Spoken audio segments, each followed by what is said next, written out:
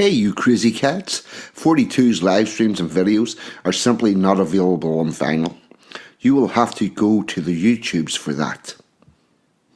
So if you want content about British traditions and culture, cutting-edge social commentary from an unapologetically patriotic perspective, along with a side order of madness you simply will not find anywhere else, then this is the place for you. And to all those early adapters in the chat, don't forget to hit the notification bell. That's how you get the good stuff, and make sure you never miss a tasty treat. So with that being said and done, squeeze yourself in. Let's get into it. You know you want to.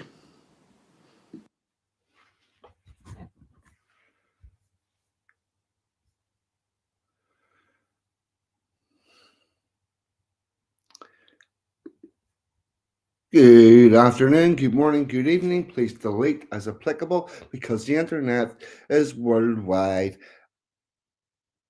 and time zones are still a thing. Can I get a wee audio check in the chat, please? And I'll start with the very glowing issue in that I am fucking 10 minutes late. 11 minutes late even. Something about that. Yeah, generally speaking, I tend to have a wee lie down for an hour before a show just to rest my eyes and whatnot. And my alarm didn't go off and I fucking was asleep. And I woke up and went, oh, holy fuck, this is bad. I'm late. I don't have anything organised. I have the show organised. I did that. What I don't have is me organised, and there's no liquid with me or anything like that. So I'm going to expect a musical interlude quite soon. And then I'm off out of sorts. But yes, what we'll do next. Yes, we'll say hello to everybody. That's what we're going to do. Oh, fuck.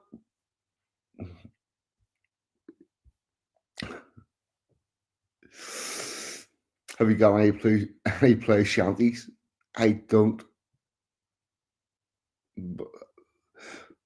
We'll look into that. There may be something like land shanties as opposed to sea shanties. But excellent comment on his way.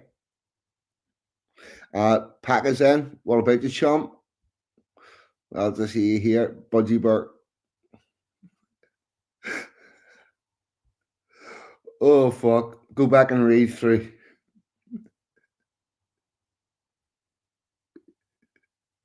Go back and read through Budgie Burger's comments. Oh, the man's phenomenal.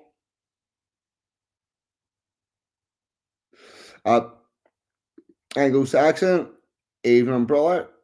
Glad to have you here. Linda Hunter's in from down under. I was going to try to send a message to both you and Dawn because Australia Day is coming up and I need to see it. Are you going to Donnie's? Because that's her birthday, isn't that? In and around that or something? I don't know. We'll see. Yeah, well, I'll get messages off to either you and Dawn, and we'll see if we can organise that. Anglo, with nothing new from the start of this gibberish until now, apart from Anglo telling me that we've actually got good sound, which is good. Now, with that, I'm going to do a little bit of housekeeping. And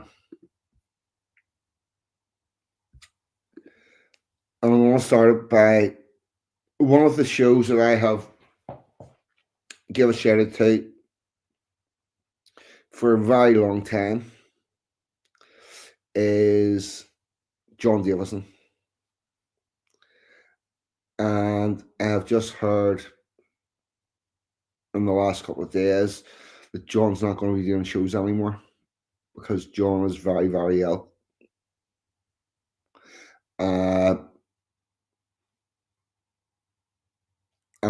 and there's no nice way of saying this, but he's not getting better. And it's just a matter of time until he leaves. What I am going to say about John is you knew you were getting an honest conversation with him. Whenever he said he believed something, you knew that he believed it. He was an honest man. He did the he believed what he believed, and he told you what he believed. And he wasn't going to ever change that unless there was some new, very compelling evidence. Good, honest man. I hope that he travels well. The other thing I will say is, if you didn't know John, you know his email address and you want to send him an email or anything, please, for the love of God, in the title bar, put something to the effect of no need to reply. Because while if you want to send them your best wishes or anything, or let him know how well he is thought of, that's good, but don't make the man feel like it's causing him work. If he wants to reply, he can reply, but don't be putting that pressure on him.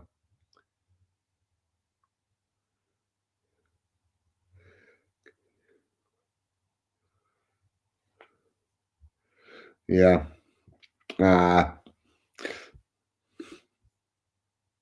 All together now, yeah. Oh, can you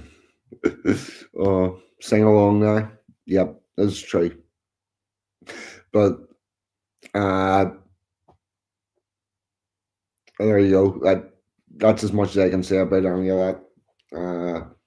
It is what it is.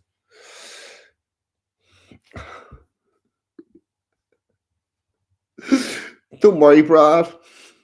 I was late too. I'm hosting the fucking thing. So there you go.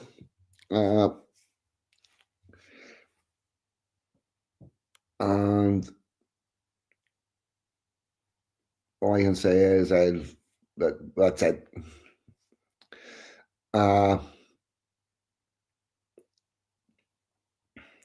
What else want to say? Housekeeping.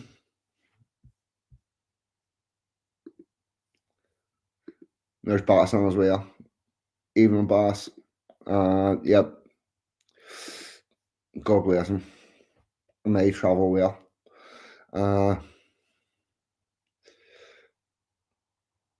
And other news. Another news. That has actually thrown me more than I thought it was going to. Right. Needs to do something to. We're going to have a bit of a restart, and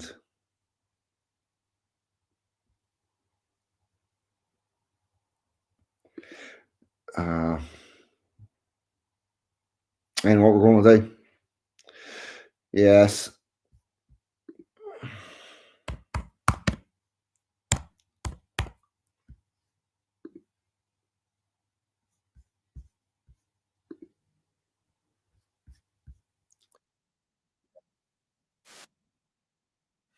I've figured out what needs done, and we're going to do it. That's where we're at.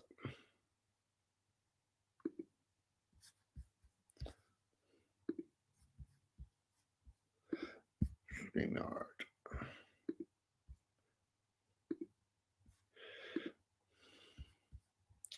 There we go. This is what we do, and this is for John.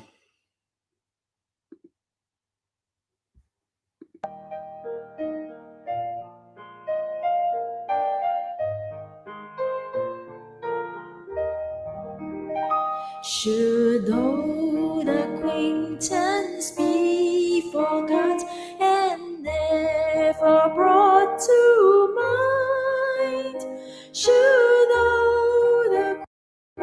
acquaintance be forgot, and old lang syne, fall and sigh, my dear, fall and sigh.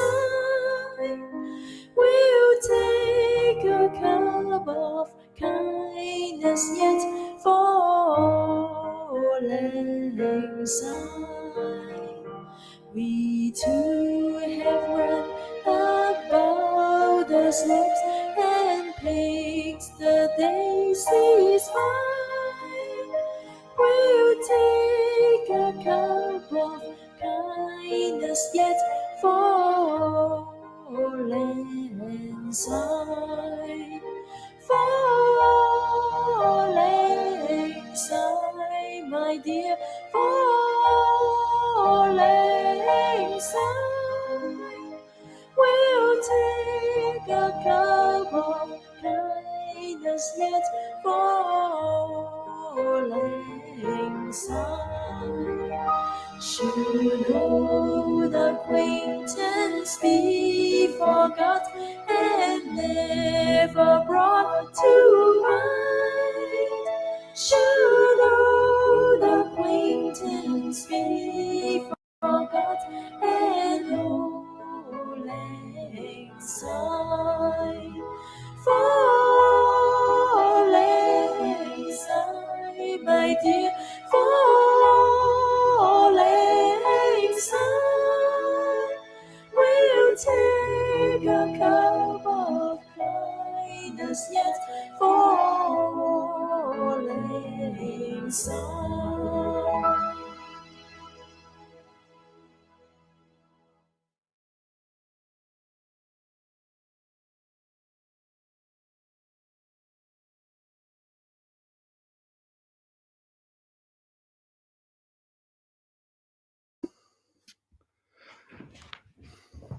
All right, there we go. That was for John. What's happened? Eyes wide shut. Has come in. What about you?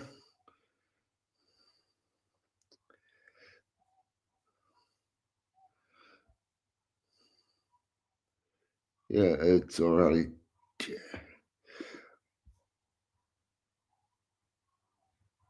Are you on acid, Jay?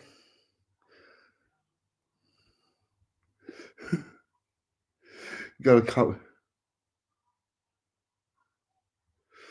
Yeah,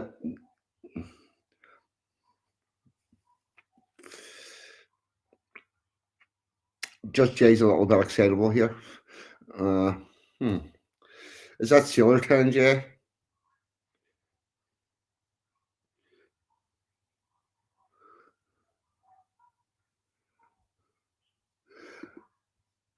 That's a version I haven't heard, Brad. Ah, yeah. I sort of woke up just after past and got this thing started really quickly. So sorry for my lack of a reply. Let me just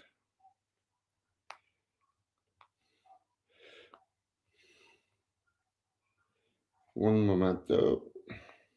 Yeah, right.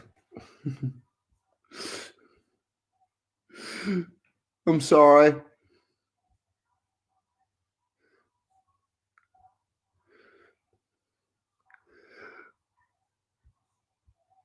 Jay, stop typing. Jay, stop typing.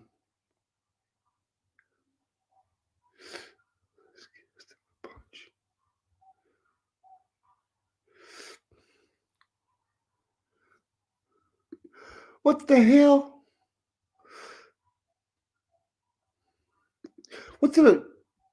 Sorry, where did I not reply to you? Are you talking about a text message or something in the chat?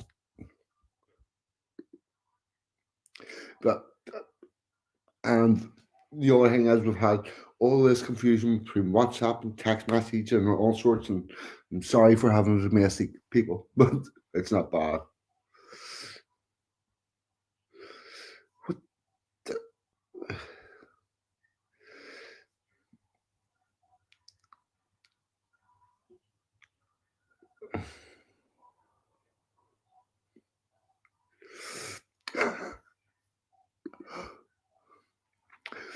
No, he's in York Road in Belfast, uh, where no ladies hang out whatsoever. Oh, yeah. But interesting about South End having New York Road as well. I suppose there's bound to be fucking New York Roads all over the place, to be fair. But it is interesting. Right, now, let's get on with this show to go. Uh, Other things. I'm going to take a wild guess.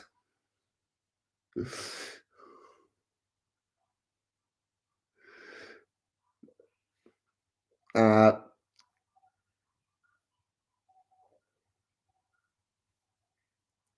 Jay, you need to calm down. You're in a small hangout. You're in a small timeout, Jay. You can't come back in, but could you calm down? And right.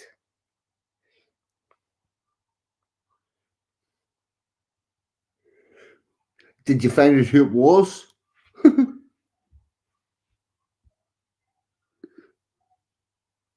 uh, right. Okay. I'm sorry it was being bad with the message today, but I did have a snooze. Right. I'm going to guess tomorrow evening at 7 o'clock, Jack and Rags will be on and have a stream, and they will have a guest.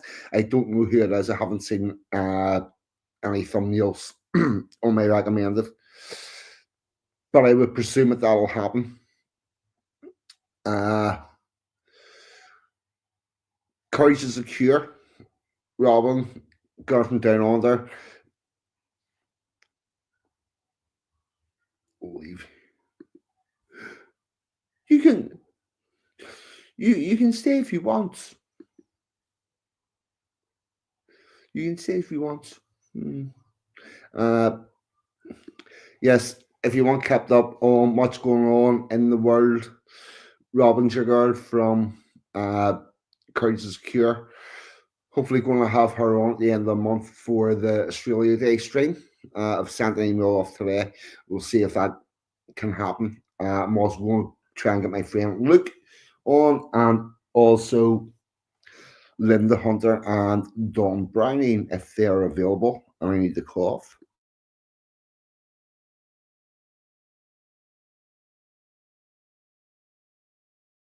Mm. Oh fuck. There we go. I need fucking Coca Cola or Fanta Orange or something fizzy to activate my throat.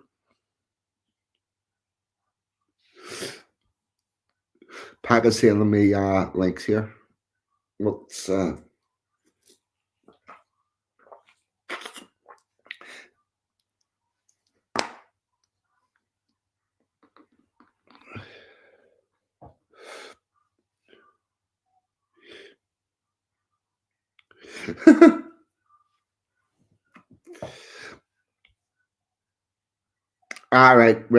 right. Yes, Paca has put the link in for Rex show, so if you want to catch that, click that link and that'll get you logged up for tomorrow. Uh, Robin Courageous Cure from Down Under. And the other show that I like to have a shout out to, oh fuck, I really ought to check my emails, shouldn't I? Yes, I should. The other show I like to give a shout out to is Dave of the Waffle House. One momento.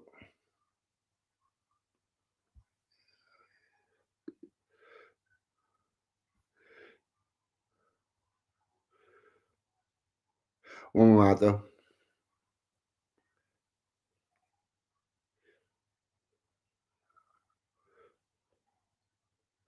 Yep. Okay.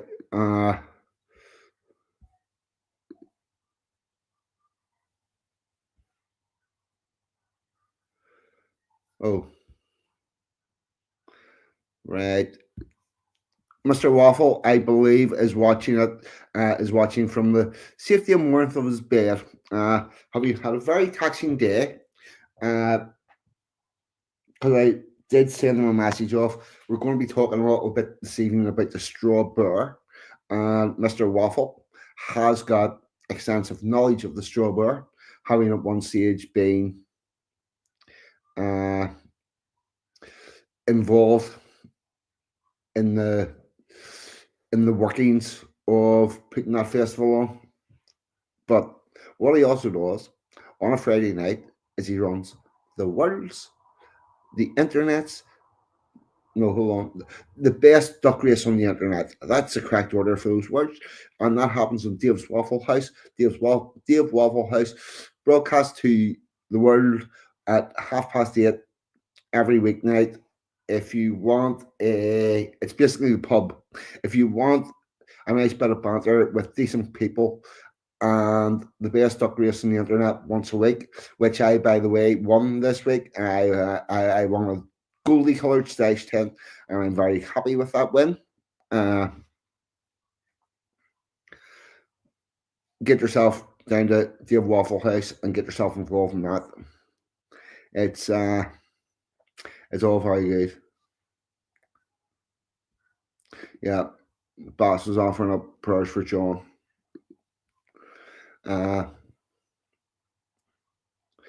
there we go. So there's that. And with that, I think we go. Oh, yes, that's the other thing I wanted to check. See, now I've got to check something else. Because Dave also sent, Dave replied to me, he only sent me a link. So I want to check that out.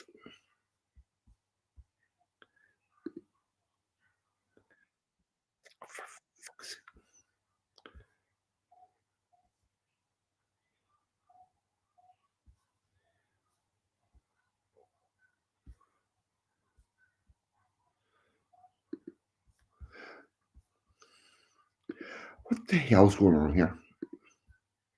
Right. Linda saying it was fixed. It was not fixed. Those ducks are not fixed. That is a very fair duck race.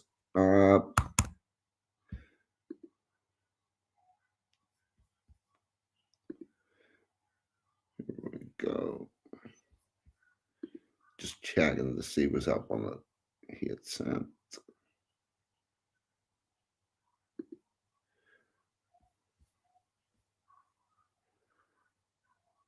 Yep. No. Sorry, people. For this level of disorganization, but I just want to check us. I think this is possibly a strawberry video that Mr. Waffle has kindly sent to me.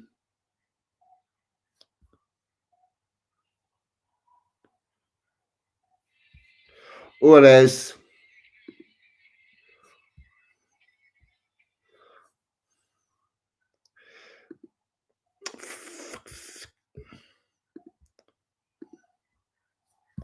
Right, hold on. That can all sit there for the moment. Sorry. Right. Pakistan is definitely fixed. It is not.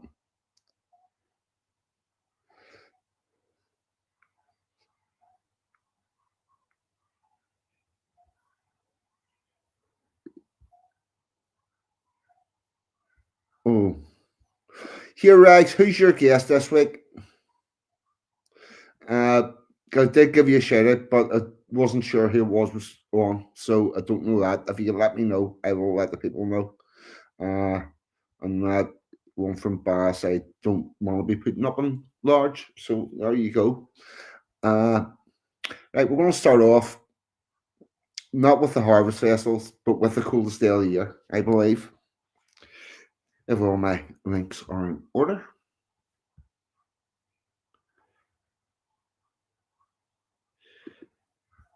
Yes. Well, we'll start off with the coldest day of the year. I found this information on a website. It's more of a blog than anything else. Belix with it's called and did this fate, and it's about the past brought the present, and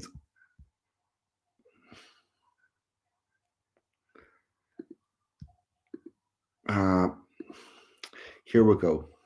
And it's St. Hilary's Day, which is the traditionally the coldest day of the year. So here we go. nice little picture of Hackney Marshes. That does actually look quite cold. Strange that, but you look at photographs and you think, fuck, that's cold. It just looks that way. St. Hilary's Day is traditionally the coldest day of the year. Of course, the coldest day varies, but it is normally in January or February, sometimes in December, occasionally November. No, it's January. The start of January is always the coldest time of the year in Great Britain. That's just how it rolls. And that could do with being larger. If you zoom in.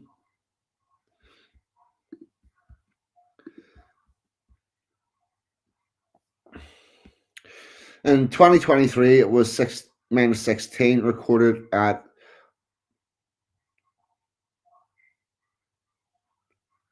Altanahar, Antarctica, on the 9th of March, at the bottom of the post of the coldest day since 2000. A little bit about St. Hilary, since it's St. Hilary's Day.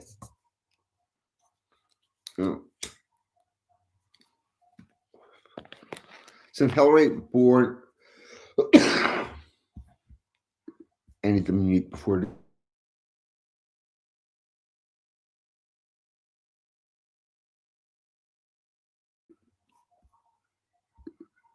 Oh, Brad.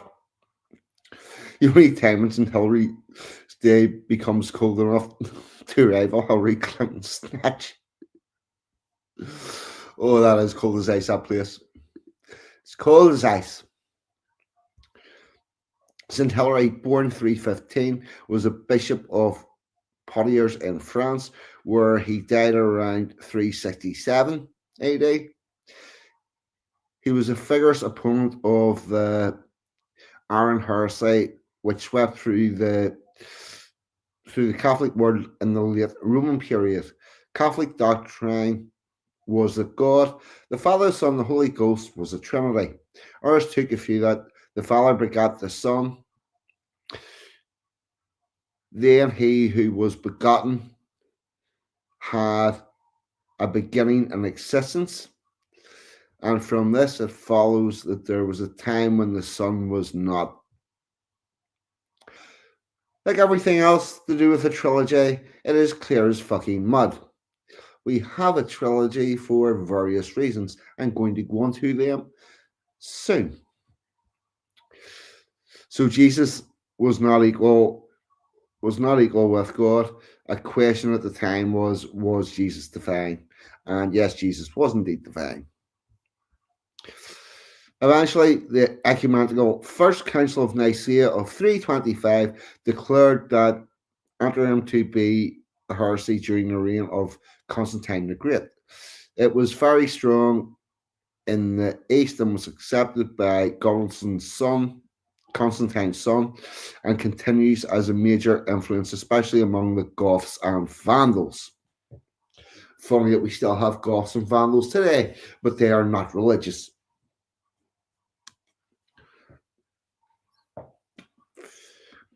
The First Council of Nicaea, what that was it was a council where all the bishops, cardinals, and higher ups of the church came around, and they decided the trilogy was a thing. The main reason why they decided the trilogy was a thing was because they had a lot of pagans from Britain who believed in trilogies, and whenever they were swapping them over the religion, they were saying we need a trilogy, and they went, we can give you a Father, a Son, and a Holy Ghost, and that's the best we can do for you. And they went, okay, deal done, sold. And now we've got a very strange thing in our religion called a trilogy, and a Father and a Son and a Holy Ghost.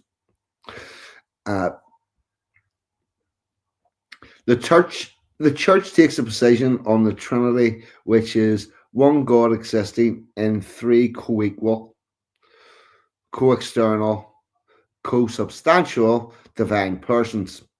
And that came from Wikipedia, because Wikipedia would be right about that right enough. But actually, it probably is, because what you do is you look up the churches and you see what their opinion is. It's sobering to think how many people were martyred over these arcane attempts to maintain that they considered a coherent monotheism despite the difficult idea of three entities being one God. And where this is, it's sobering to think how many people were martyred. That means burnt at the stake by the church, by the Roman Catholic Church, for having the wrong opinion. I don't think burning people at the stake for having the wrong opinion is a good move. I don't think it encourages debate. Now, Hilary Town. Hilary was a scholar and was one of those rare early saints not to be horrifically martyred. We remembered him in the UK with the dedication of a few churches, particularly in Wales, but he has also given his name to one of the terms of the academic year and the legal year and the church year. At least for Oxford, Hilary term is their name for the spring term. This year, the Hilary begins on the 14th of January.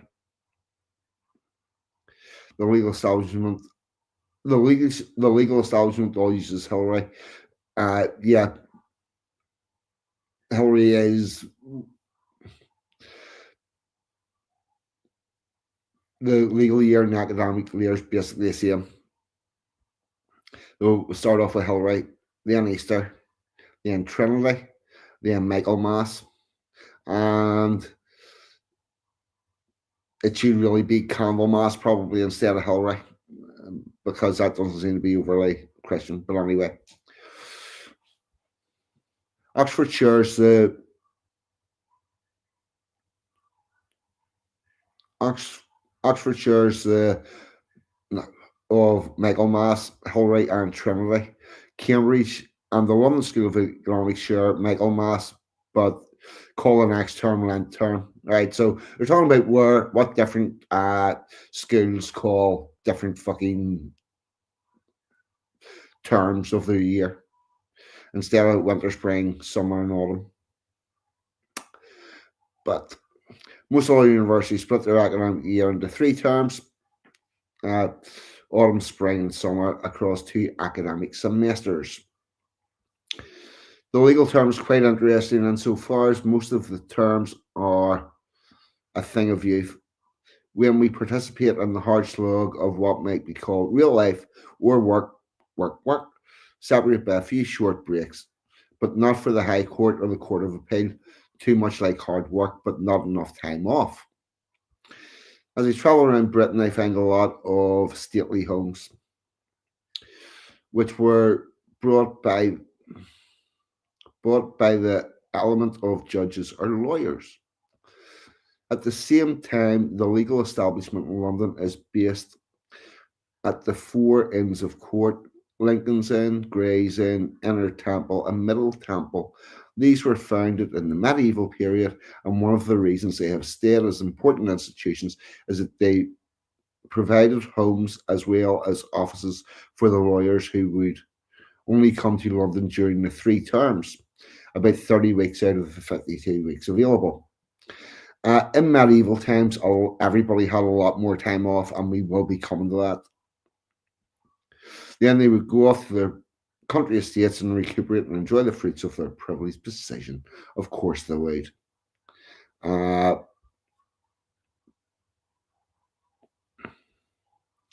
just going to run quickly through this from 2000: December, March, January, December 29th, March 2nd, December, February,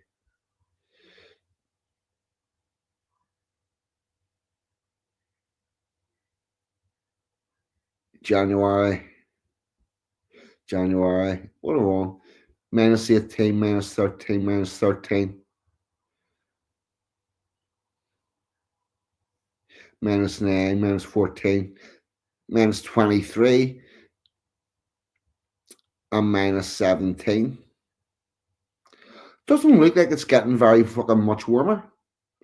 If you look at the long list, you'll see that Bremer is far and away the most common place to host the coldest day of the year. Yeah, so there you go.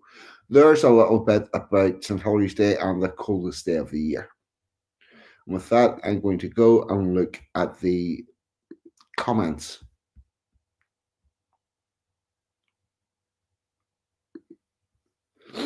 The Vikings had 13 months and yet only 2 seasons, summer and winter. Yeah, I'm going to guess those places where the Vikings live, there's not much difference between uh, spring, you know, don't have much of an autumn, don't have much of a spring. It's either cold or fucking cold. Uh, yeah, probably have winter and winter as well. Oh yes, and Linda's on it. Yes, do hit that like button and stuff.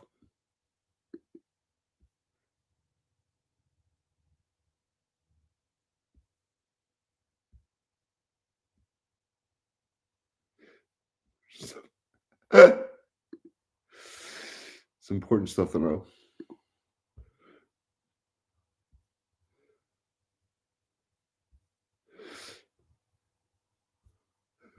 Martin Haley, what about you, chum? Welcome aboard. Uh, yes, brass monkey winters. That's exactly it. Freeze the balls of brass monkey. Right, what the fuck? Uh, I've been going almost 40 minutes. With this, we are going to uh,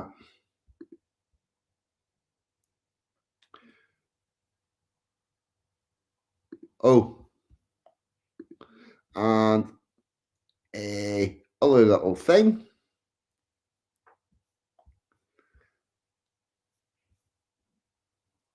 that I found was I found this in the same blog. How to keep your apples if the frost be very extreme on January the 9th. This is here we go. How to keep your apples.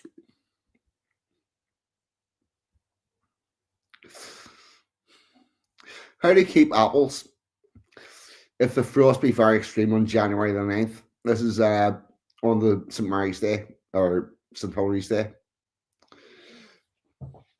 One momento. I need to cough.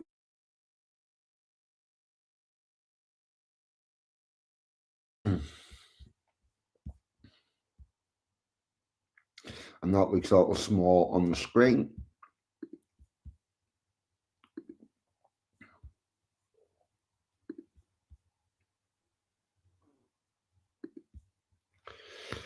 Right.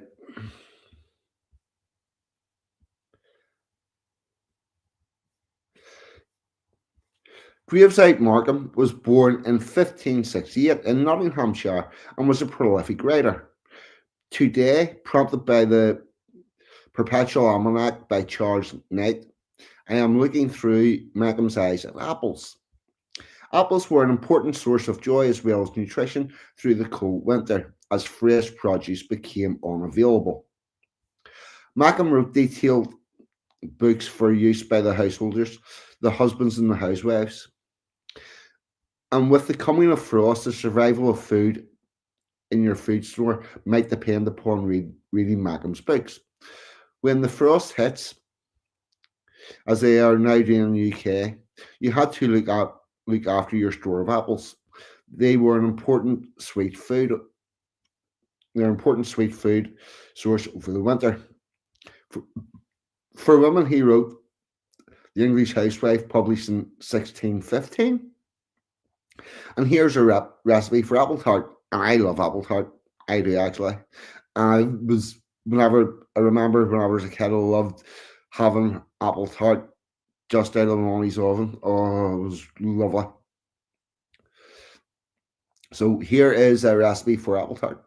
Take apples and peel them and slice them thin from the core into the pan with white wine, good store of sugar, cinnamon, and rose water. How the fuck do you make rose water? Do you put rose petals on it for a bit? I'm not sure. And so boil it. Shall it be thick? Then cool it and strain it. And beat it very well together with a spoon. And then put it into your coffin or crust and bake it and carve it the, the colour red. Now, what a coffin, what they're talking about is the casing round a mince pie. Um, you've all seen mince pies at Christmas. They come and they are uh, in like a hard pastry around the outside. Back then, the mince pie would have been made with this very hard shell of pastry around it, and it wasn't there to be at. It was there to preserve the pie inside that. And what would happen is they would all be baked off and put in storage. And then whenever they wanted to be served weeks, months later, they would scrape the mold off them and serve them. And the people would break the crust off them and leave that at the side of the plate, but eat the meat that's on the inside of them. Uh, so that's what it means by the coffin or the crust. Gavin's mark. Whereas today, what we would do is we would put it onto a thinner thing of pastry and bake it and then eat it right away. Now, for the husband, how to keep apples in frost. For the man, he wrote English Husbandman, published in 1613, printed by T.S. John Brown, and are to be sold at his shop in St. Dunstan's churchyard. This is where St. Dunstan's and Fleet Street, I think near Sweeney Todd's at Barbers, and the book is available on Project Gutenberg, blah, blah, blah. Right, so this guy's, instead of writing one book for people at that time, he wrote one for husbands and one for housewives, and I'm guessing that's exactly what you need to do to keep a good family. So to the frost, Markham extends his extensive piece on the best way to store apples as follows.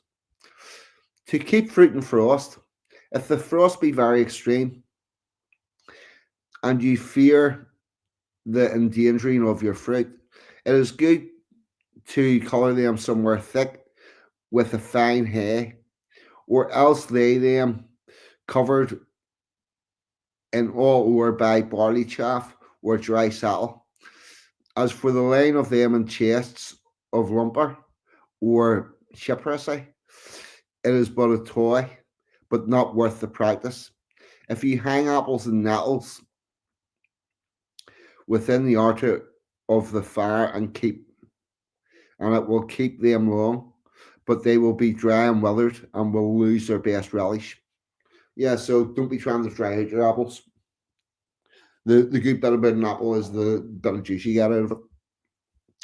I remember my grandmother would store her excess apples from the tree, wrapped in paper and stored in cupboards in the pantry or outbuildings.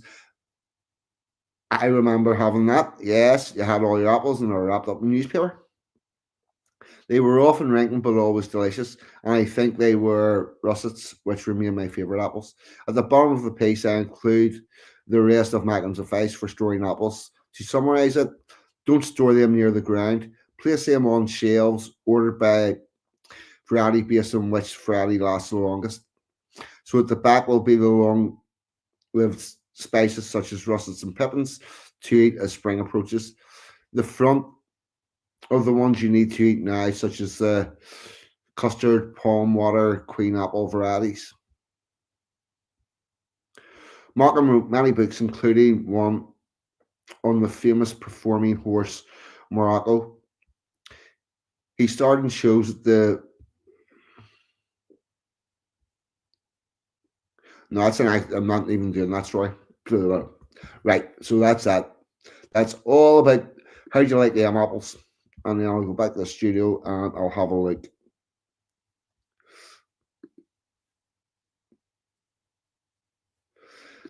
Yes, exactly like the Cornish pasties for the miners. The shell was there to protect it and keep it good for till you got it down there, and then they could use a coal and break that fucking thing off and just munch into the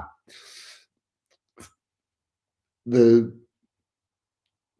substance of the pie, using the outer as a shell. That's exactly it.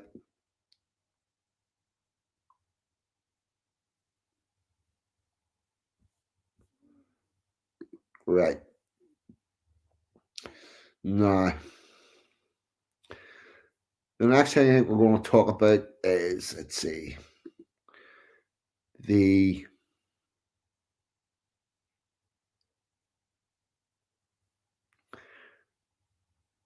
oh, we do have a little bit of we do have a little bit of a fire festival. This is called the burning of the Cavity. There aren't many events in Scotland quite like the burning. Got an advertisement I do not want. No, I do not want to see more of Scotland. Just not at the minute anyway. I suppose I should see what this is like on the screen. It's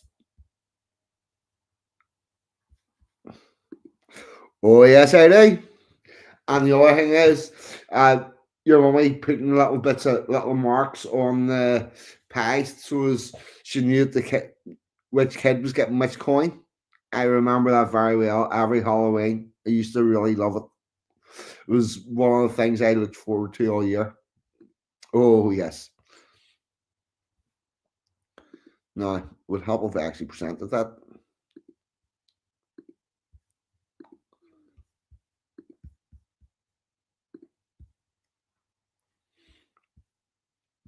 Right. Yep, that needs a bit of a zoomage.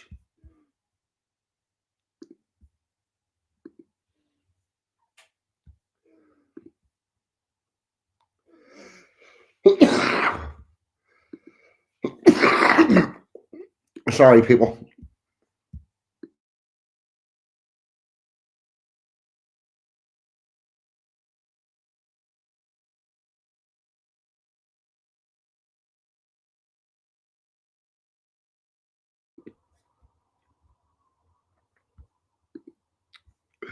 Anglo-Saxon says you can't find decent pasties outside of Cornwall.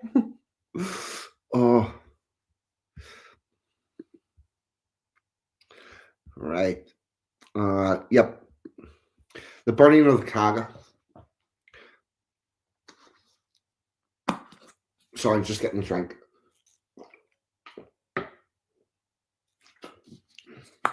Water. Right. There aren't many events in Scotland quite like the burning of the Cavity in Burgle Head. For one night every January, the village on the Moray coast bursts into life with celebration of fun and flames. It is an ancient custom at the heart of the community, and it's something that should be on your bucket list. And it does actually look quite interesting.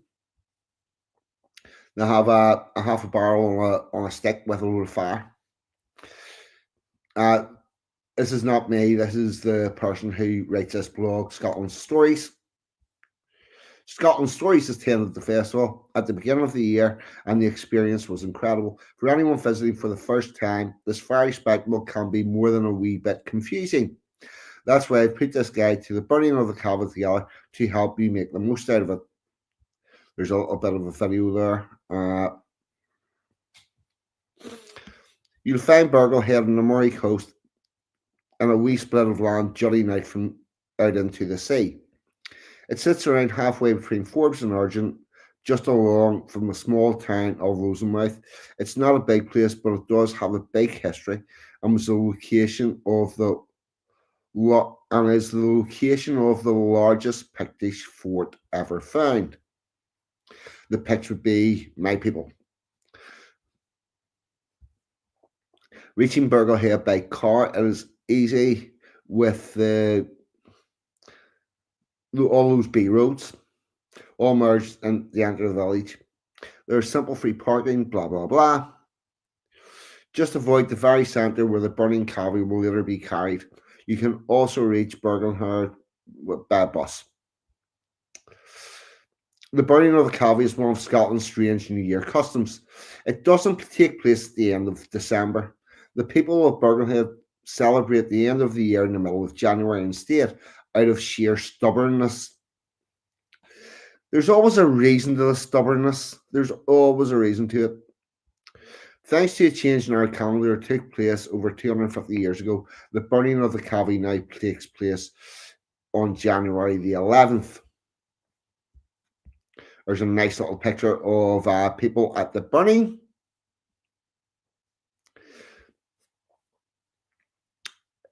In the 1750s, Britain moved to the Gregorian calendar and lost 11 days that year to fall into line. This is a bit of an interesting bit of a sentence. Britain moved to the Gregorian calendar and lost 11 days that year to fall into line. Those in Berghead refused to accept the new date. Fall in the line with what, pray tell? Because I can tell you that. You know who it was took away the 11 days and moved us to the Gregorian calendar? That would have been the Vatican. These are people that are doing this because they are disagreeing with the Vatican randomly changing the fucking dates. But there you go. Luxembourg had refused to accept a new date for Hogmanay and carried on celebrating on the same day as always. It's now a matter of pride for the locals that they celebrate New Year twice. Get yourself an extra piss up out of something, please do. Note that if the 11th of January is a Sunday, then the event takes place the night before. The next time that will happen is 2026, so don't turn up at the wrong day. At the heart of the festival, of course, is the Cleavey itself. It's a special... One momento.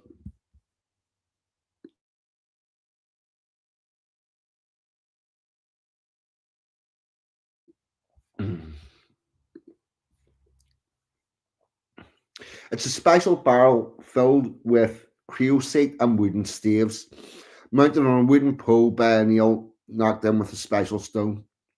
It's built by the Cleavey King, a hereditary role that's been held by Dalfrell for over 30 years now. The Cleavey crew are then responsible for carrying a 15-stone barrel around the town. There we go, pictures of people about a fiery thing. Crowds will follow the fire procession around the streets or race through the warren of alleys to catch a glimpse of it as it turns a corner. Along the way, the crew will stop outside the homes of prominent locals and drop off burning staves with them as a mark of respect. Eventually, the climax, the burning of the clave, takes place and the barrels mounted on Dory Hill and burned to ashes. Burglehead isn't a large place, but if you don't know where the burning of the clavey begins, you would never find it. The event kicks off at 6 p.m. But when I visited, the village hall was selling soup, rolls, hot drinks before to keep the revellers fueled. And after that, he followed the crowds to the home of Cleavey King on Glory Street, near the junction of Brandon Street. Yes, they're making hamburgers and all sorts of stuff. It's all good. Eventually, Cleavey's brought out, and the crew light the smouldering chunk of peat. Suddenly, the flames roar to life, and the staves are at it. Several rounds of hip hip hooray followed until the fire is fierce enough and the clavey is hoisted onto his shoulders. Don't get in the way of the burning barrel for obvious reasons as they take off around the streets. I've worked knowing the route ahead of time so that you can cut corners and see the clavey being carried past. The crew carry it along the outline of the old village, heading down Brander Street. So what they're doing is they're marking their territory with this thing. They had a long station road past the seafront. It turns up Church Street before taking a right along Forsyth Street and then into Brander Street where it is refueled. I'm going to say to Scotland Stories, we do not need to know the names of these streets.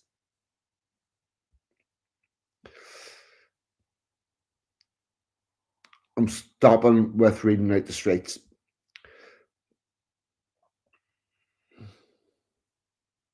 until it finally reaches Story Hill. That's where the cleavage is hammered into its final place on a purpose-built stone plinth. Most spectators will be gathered on the grassy hill opposite, which is actually the ramparts of the old Pictish fort. Georgery Hill is the climax of the night, and the burning of the cleavage isn't over yet. All of the burghead seems to be illuminated as bucket after bucket of fuel is thrown in the burning barrel. The roar of the flames, immense heat, and a distance was nothing short of spectacular. Each fireball met by roaring cheers from the crowd. And here we have a photograph of people beside the burnings. This is part of the night can take a couple of hours as you watch the crew bravely hammering the staves to encourage the cleavage on its way.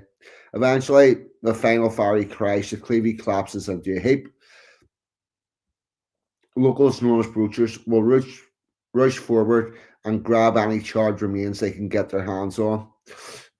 They're thought to bring good luck for the year ahead and are often posted to broachers who have moved away from the home. So if you've got a relative that's moved away, you could get a nice bit of smolder and then send that off to them. The burning of Cavey is more than just a spectacle. It's a testament to the strength and spirit of the Burghead community. The festival is organised and carried out entirely by locals who take immense pride in their role as the stewards of an ancient custom, which is something that we all need to get on board with. We don't own any of our customs. We're merely the guardians, and it would be really good to give our customs and traditions to the younger generation in a healthier state than we inherited them. Nobody knows how far back the tradition goes, but it could well reach over 1,000 years to the days of the Picts. Well, if the place were, it's at a Pictish fort, so one never knows. There's always been traditions of cleansing with fire for a new year, so why not?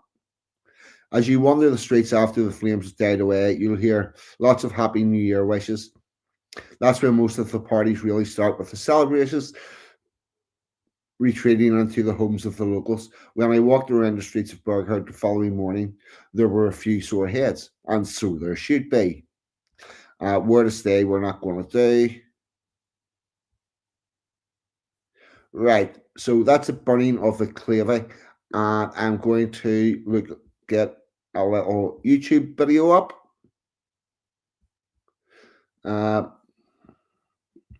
Where are we? Yes, that's the one there. We've got a burning of the cleavage video. It's only a couple of minutes long.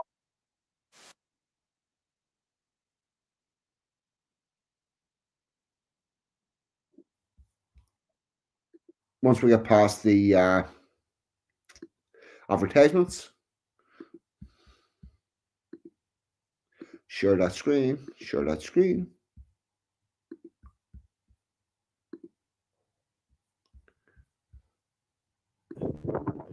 I became a cleavage king in 1988, just after the death of the previous king, Jimmy Peep Mackenzie. This tradition is ancient. Nothing is written about it. It gives us an identity as brokers. But as a king, I have to go to a house where there's an ancient fireplace, and that's always where the burning peat was taken to light the cleavage. Don't use matches. So we make our way around Burghead, followed by the crowd. We stop at certain privileged houses, traditionally to throw a bit of burning cleavage in the door. Stop at the pubs, and they get a bit for their prosperity. And then we make our way up the tiny little Venno and up the side of Doory Hill, it's all that remains of the main cross rampart of the ancient fort. 3 or 4 guys will go up on the top of the cairn, get the cleavage stalk into the hole, wedge it into the wind. We keep fueling it with tar and creosote until eventually it burns through, falls down the hill, bits of burning cleavage goes everywhere, and people eagerly grab it to bring them good luck. And believe me, it works. You went in there, you risk your life and limb, and you got a bit of gravy for your granny, that sort of thing. And the vital part of growing up here was to be in the thick of it. Aye. If you burnt your hands, well, it's okay. There we go. That is the burning of the cleary.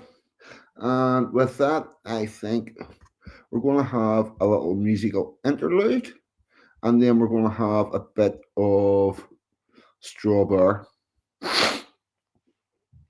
And after the musical interlude, we're going to do strawberry and Plough Monday and Plough Sunday and all that sort of stuff. There we go. Now, what are we going to have for musical interlude? I think we're going to have a sea shanty. And let's see. Sea shanties. Let's see what we've got.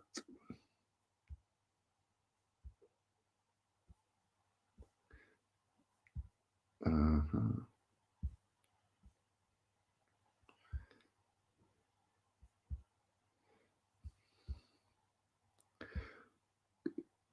momento.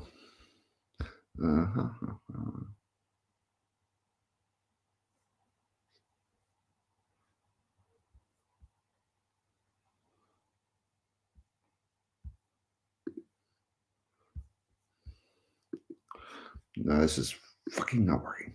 Right. Sorry. Right. Un momento.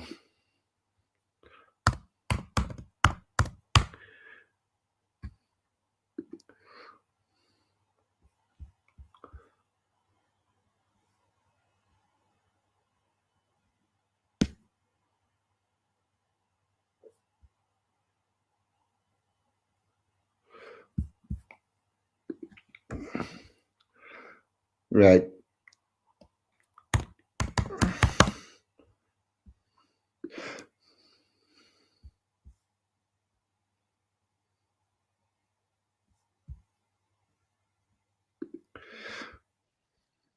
Right. Just need to get past the advertisements on this Milwaukee. And we will have some music.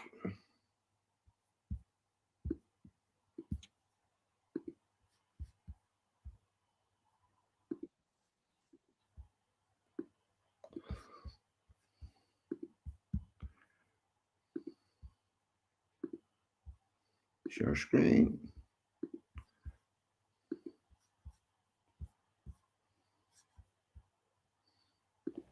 'Tis a damn tough life, full of toil and strife, we whalermen undergo. And we don't give a damn when the day is done, how hard the winds did blow. 'Cause we're homeward bound from the Arctic around, with a good ship taut and free. And we don't give a damn when we drink our rum with the girls of old Maui. Rolling down to old Maui, me boys, rolling down to old Maui. We're homeward bound from the Arctic around, rolling down to old Maui.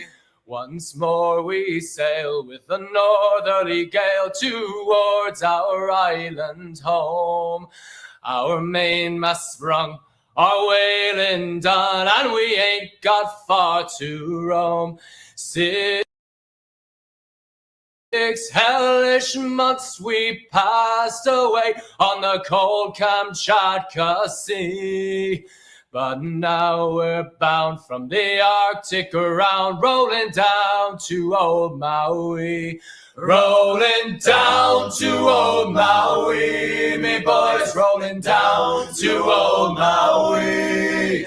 We're homeward bound from the Arctic around, rolling down to old Maui. Once more we sail with a northerly gale to the ice and wind and rain. Them coconut fronds, Them tropical lands we soon shall see again. Our stunned soul's bones is carried away. What care we for that sound? A living gale is after us. Thank God we're homeward bound. Rolling down to old Maui, me boys, rolling down to old Maui. We're homeward bound from the Arctic around, rolling down to old Maui. How soft the breeze through the island trees, now the ice is far astern. Them native maids, them tropical glades is awaiting our return. Even now their big brown eyes look out, hoping some fine day to see our baggy sails running for the gales, rolling down to old Maui. Rolling down to old Maui, me boys, rolling down to old Maui. We're homeward bound from the Arctic around, rolling down to old Maui. Rolling down to old Maui, me boys, rolling down to old Maui. We're homeward bound from the Arctic around, rolling down to old Maui. There we go. That was a bit of Old Maui, which is one of the islands at Hawaii, and they were singing about going back there after having been in the Arctic hunting whales. Now, bum, bum, bum, bum, bum. Where was I? Traditional year. Strawberry. Where is the plough? Sunday one gone.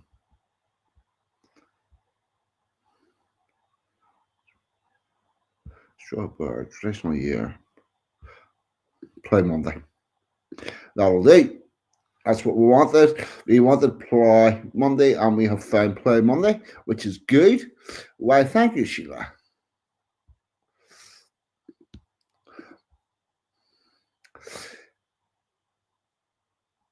It's a very similar tune. It's a very similar tune. In fact, we'll test that out. Does anybody think these two tunes are similar?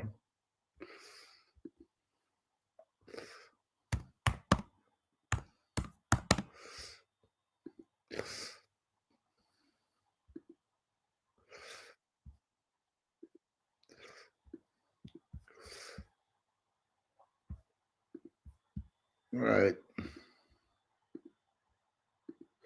Here we go. Anybody think these are the same tunes? When there's nothing left but the fire in my chest and the air that fills my lungs, I'll hold my tears and trade my ears for a glimpse at kingdom come. On the other side of misery, there's a world we long to see. The strife we share will take us there to relief and sovereignty. Oh, my God, we'll have our home again. My God, we'll have our home. By blood or sweat, we'll get there yet. My God, we'll have our home. In our own towns, we're foreigners now. Our names are spat and cursed. The headline smack of another attack, not the last and not the worst. Oh, my fathers, they look down on me. I wonder what they feel to see their noble sons driven down beneath a coward's heel. Oh, my God, we'll have our home again. My God, we'll have our home.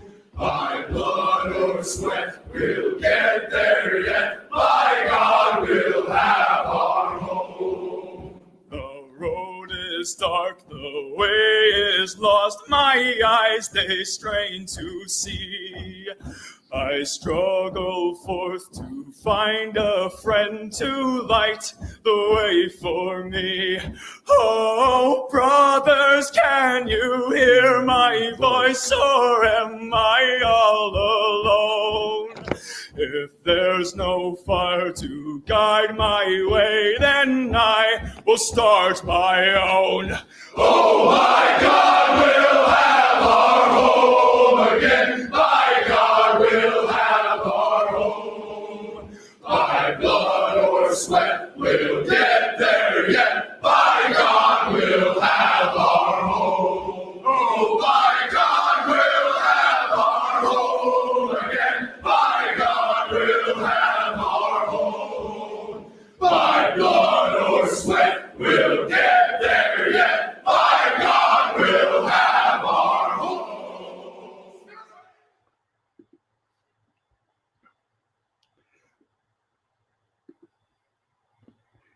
I can't remember who it was actually where I heard it, but it's quite good. I do like that song. I do enjoy that song. Now, let's see. And we get back to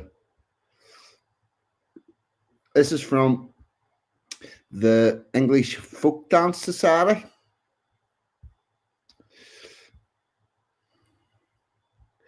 And it's about Plough Monday. Now, let us have a quick look. That could do with being much larger. See, man, I'll give that another one. And we're going to go with that. Plough Monday. Godspeed the plough, and send us all corn anew, our purpose for to make. That's an inscription on a church in Carston, Norfolk. Delaying tactics. That was probably one of the raucous celebrations that happened in some regions on the Monday following the 12th night or the 6th of January. This is when the traditional Christmas celebrations would end. And then it's back to work and back to the plough. We're thinking, fuck, we've just had Christmas. What could we do to put off work for another day? We'll have Plough Monday. We'll have a celebration of that. This is Plough Monday, and records of it go back to the beginning of the 15th century. It marked the end of the Christmas holidays for agricultural workers and a return to the land. But just how much work was actually done on this day is another matter. First day back to work after Christmas, there's fuck all gets done. Is pretty much where that's at. But they did like a party.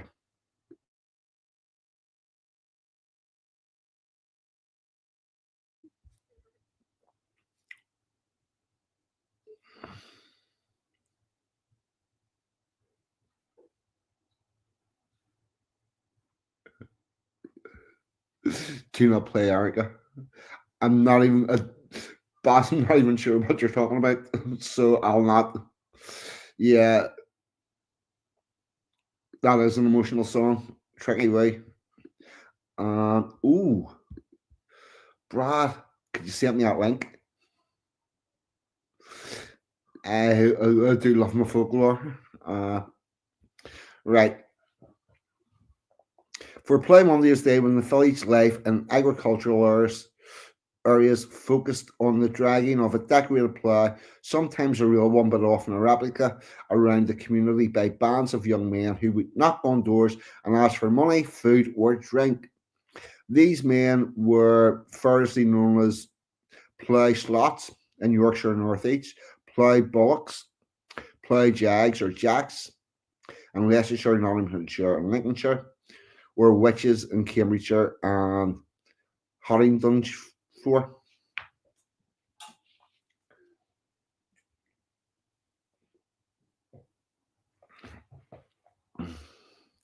And often wore very fanciful costumes, adorned with ribbons, jewellery, or any sort of ornament available. including horse brasses.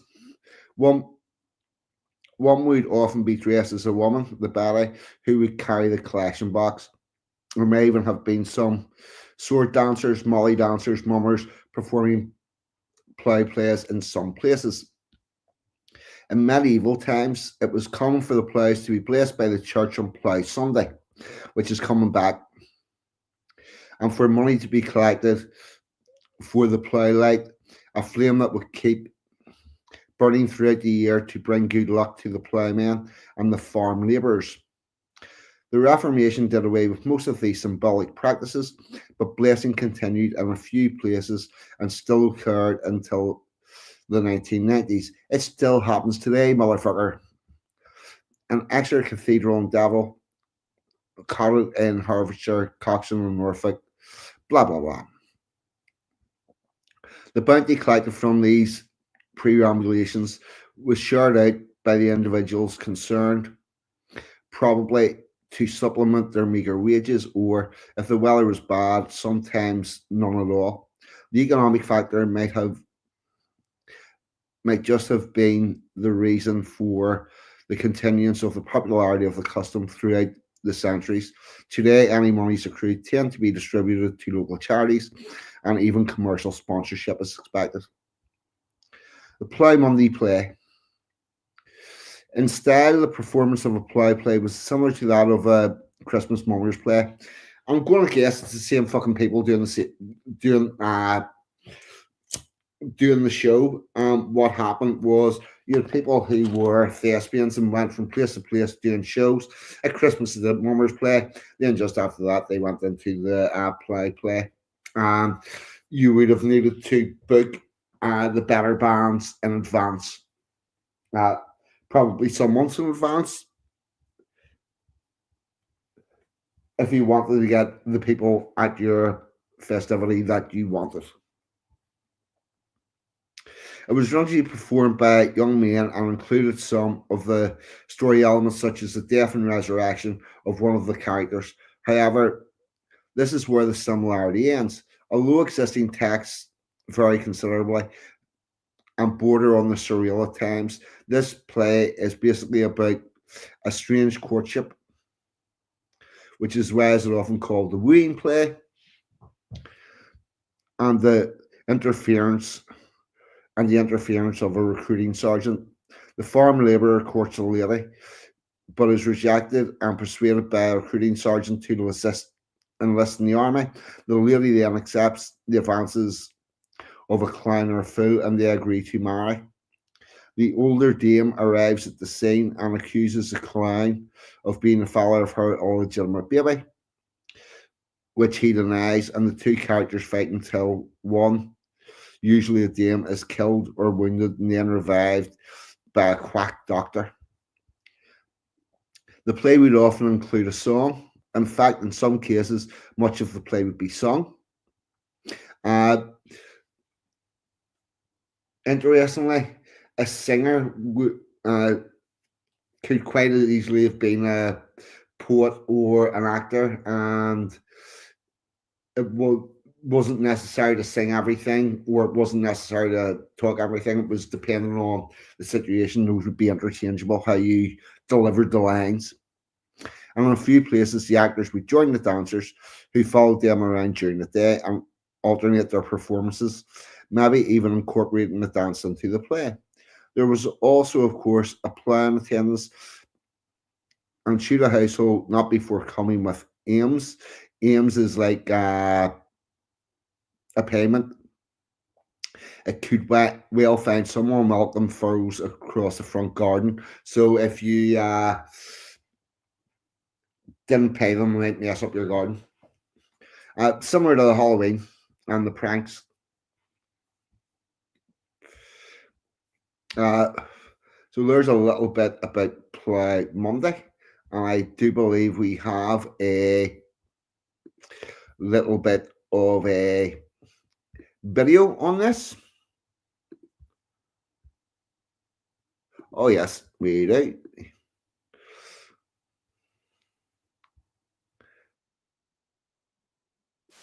Just let this load up. This is in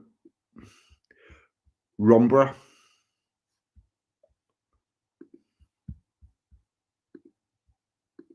Play Hub.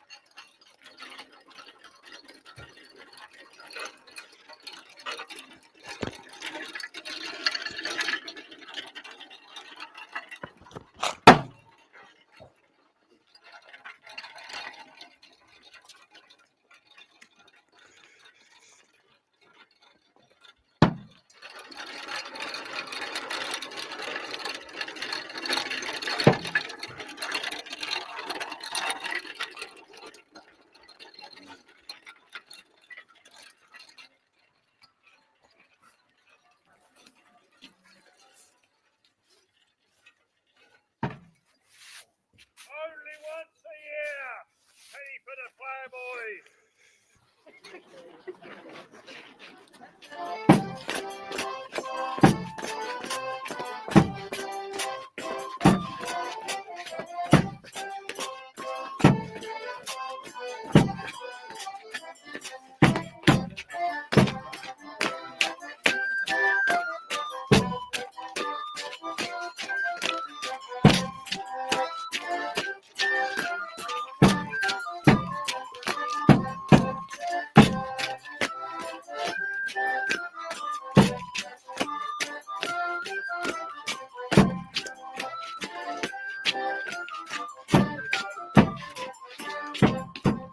Speed the plough. Speed the plough. Plough.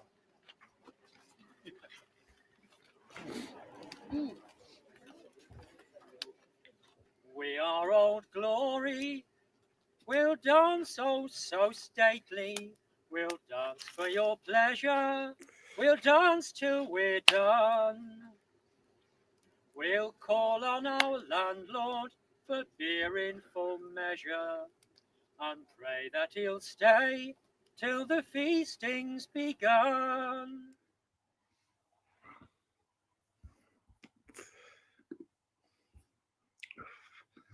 What I do want to say at this point is we keep beer.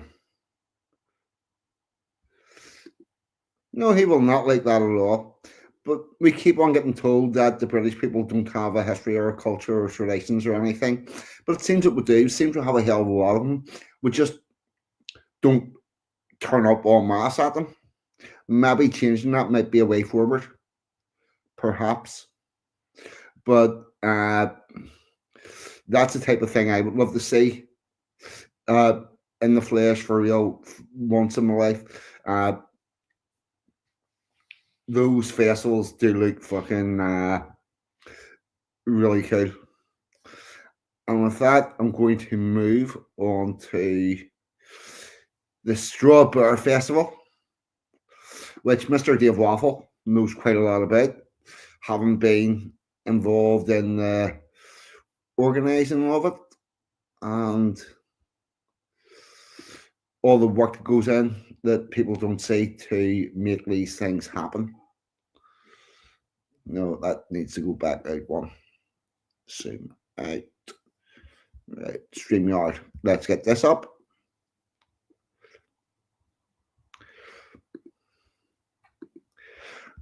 It's not even so much, Otto, that the world has appropriated it.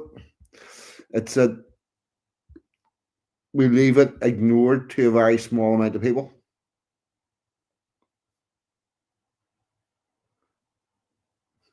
Yeah, he is. He's a get. He's a total get. That's looking quite small.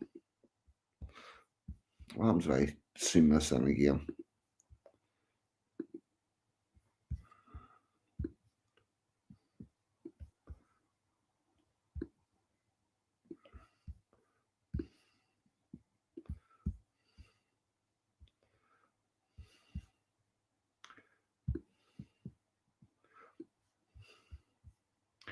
Right, that's just going to have to do as it is.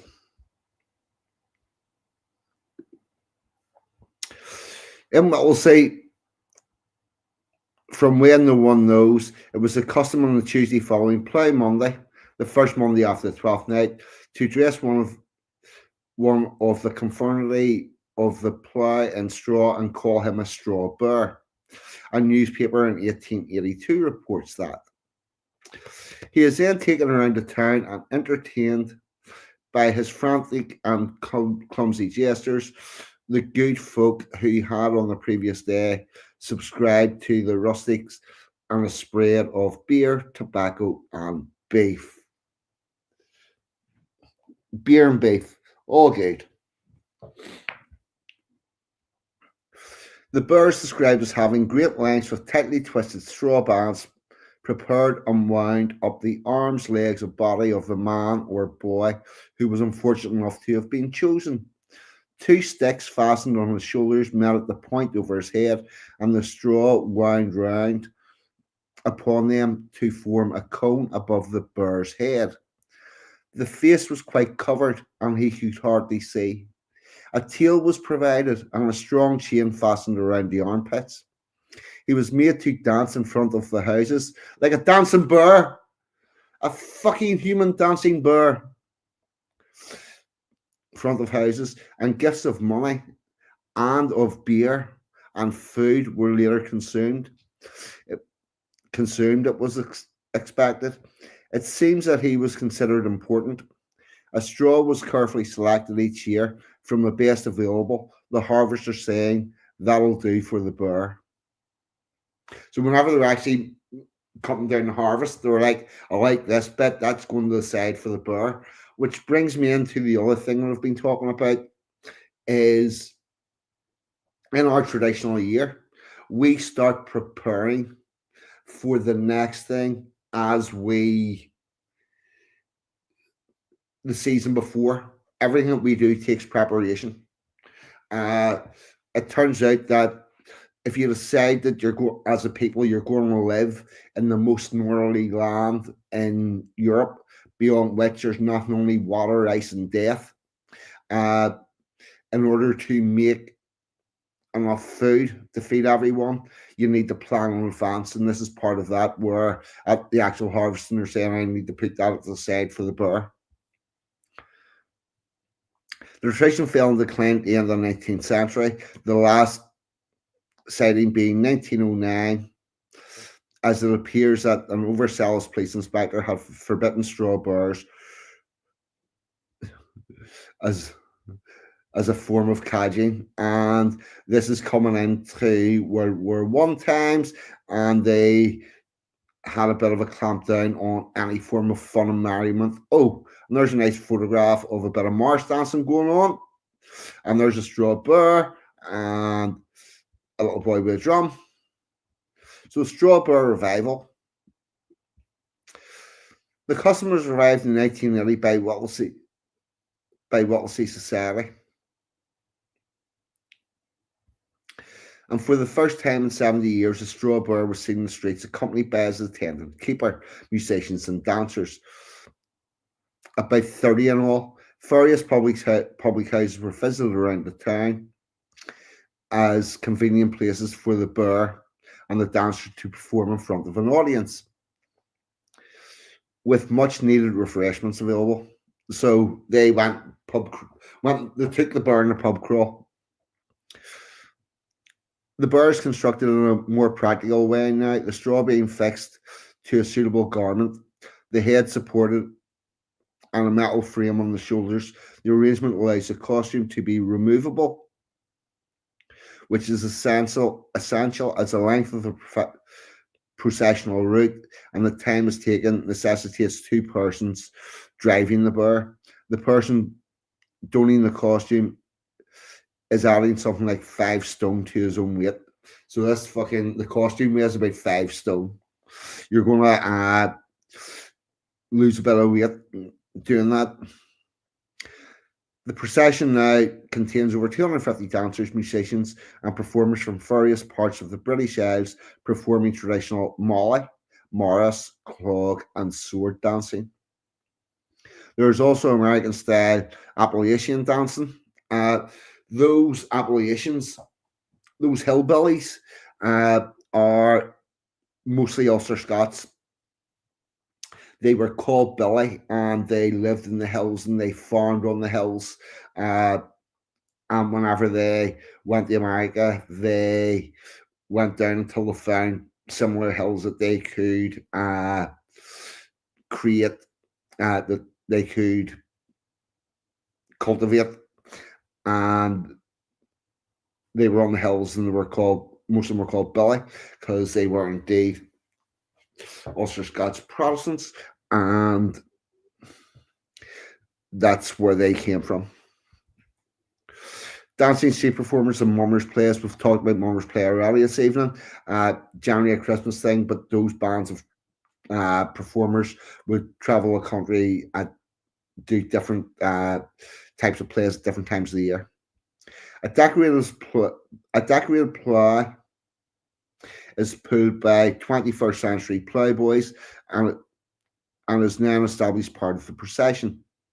In 1990, the straw bear made friends with a German straw bear from Wallendam near Frankfurt, a town that celebrates its own straw bear festival on the Monday before Shrove Tuesday. Although the festivals begin earlier in the week, the Saturday is the only day on which the bear makes an appearance before the bear burning on the Sunday, and leaves the way open for a new bear to be created for the next season's harvest. I just need to move this about. Brian Cale, founder and organiser of the Straw Bear Festival for services of musical and community in Whittlesea and Cambridgeshire. This guy was given the BME, the British Empire Medal, which is awarded for meritorious service worthy of recognition by the Crown, was established in 1922. It lay in abeyance from 1992 until it was reinstated in 2012 to coincide with the Queen's Diamond Jubilee. The Queen's Birthday Honours List 2013, it was awarded to some 300 people nationwide, of which Brian Kerr was one. As founder and principal organiser of the Whittlesea Straw Bear Festival, he was recognised for his service to the music community in Whittlesea. For over 30 years, his enthusiasm in promoting the straw bear tradition has resulted in it growing from a small beginning as a folk event to a festival of national and international recognition. This goes to show what can be done whenever a few people put their mind to it and decide we're going to do something. And by the way, all you people in England, whenever you look at all the different festivals you have and the crazy shit you do, and it's fucking wonderful, by the way. I'm not being derogatory in any way. You do a lot of crazy shit, and it's wonderful. You can create whatever you want if you put your mind to it. Get behind it and make it happen. It is that easy. His plentiful supply of energy in introducing live theatre into schools and now teaching youngsters music, traditional folk songs, and longsword dancing. So this thing has brought old traditional skills and forms of dancing back, which is excellent. Has a lasting effect in the festival, resulting in schools now participating. The financial benefit he has brought to the town is immeasurable. His straw bear legacy is plain for all to see, adorning school uniforms, sculptures, postcards, local tourist information offices. The fact is that Brian single-handedly put back Whittlesea's own tradition, and in doing so established a festival for the town that can truly identify with and cannot be denied. This award is so well deserved. Many congratulations, Brian. Boom, boom, boom, boom, boom. Here's some pictures. I don't know why this is cropped to the edge. I'll zoom this back in again. Actually, that's the wrong way. She just zoomed out. Right, now we can actually see the whole thing. There's a team effort bring Strawberry to the streets of Littlesea. All who are involved with Strawberry Festival organisation volunteers give up their own time to contribute to this community event. There's too many lists, blah, blah, blah, blah. That's just a list of all the people that wear the Strawberry. Oh, there's a nice little photograph there.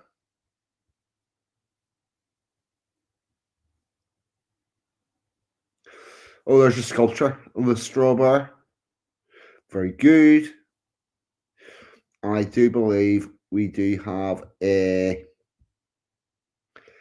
nice, that's a lovely photograph. I do believe we have a bit of a video on this.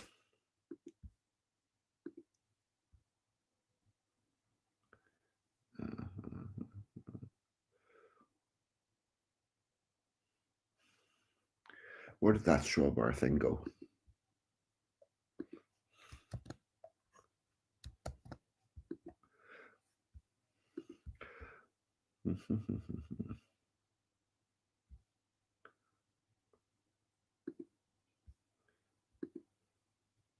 One moment.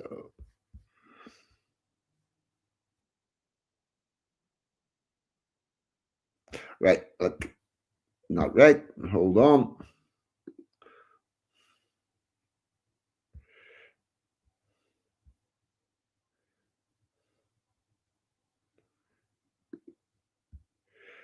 I've lost my link, sorry.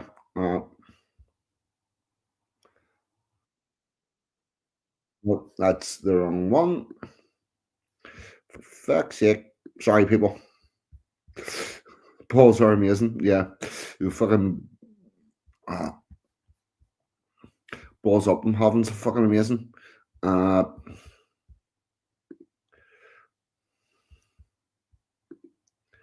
moment though.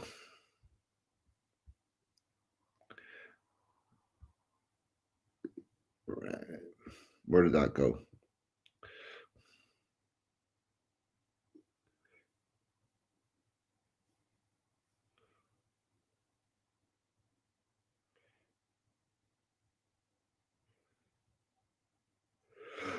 Oh, for fuck's sake! Dave, I only seen that now. Dave, are you in the chat? If you're not Dave Waffle, do not be clicking this link because I will simply not let you on. But if Dave Waffle is in the chat and wants to pop on, please do. Help me out, brother. I only seen the fucking message now. You said that you could come on. Now, where was that link? I know I had.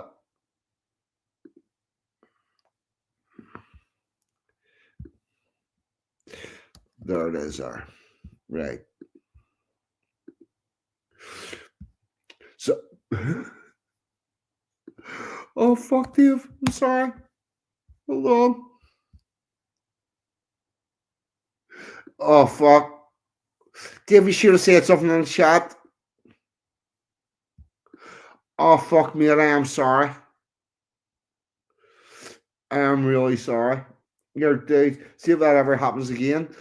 Say something in the chat and I will give you a link. I had a whole fucking disorganization at the start of this show. I'm really sorry. I will get you on again.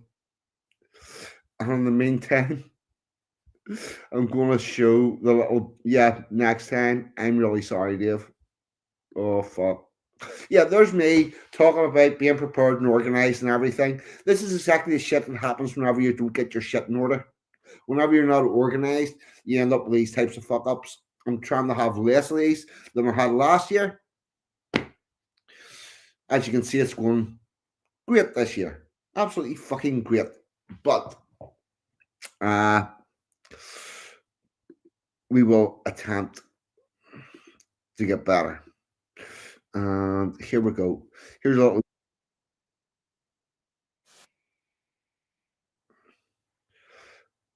This seems to be glitching like a glitchy thing.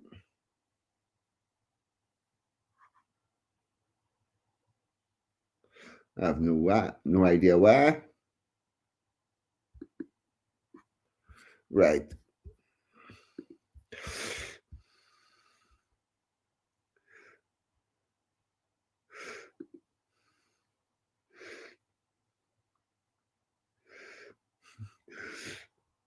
All right. That is up. Right. Okay. Here we go.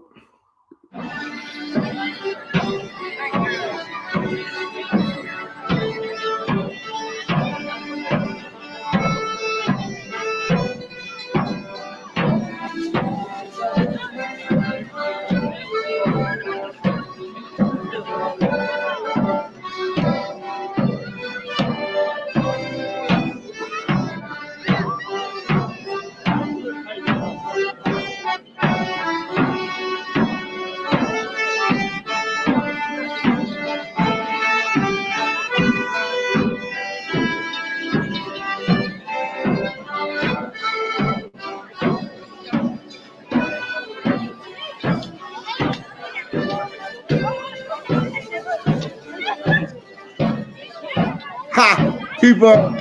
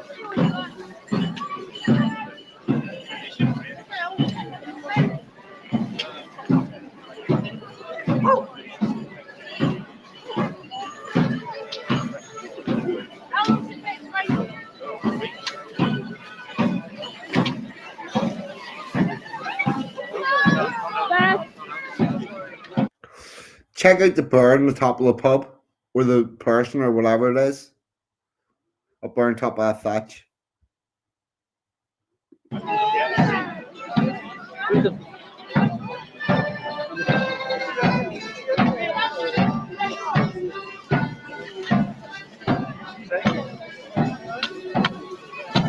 Yeah, go on.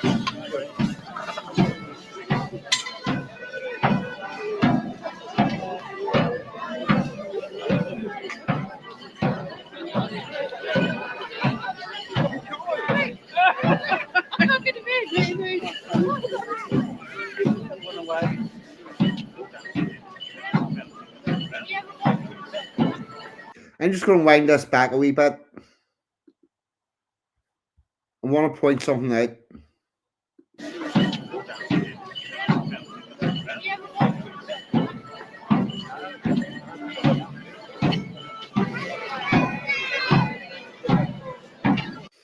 Did I miss it there? One momento. I thought I saw the town mayor with his chains on. Sorry about this, people.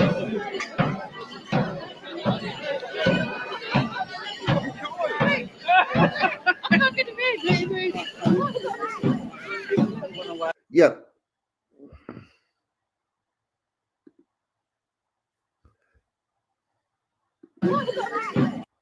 No, it's not. It's badges.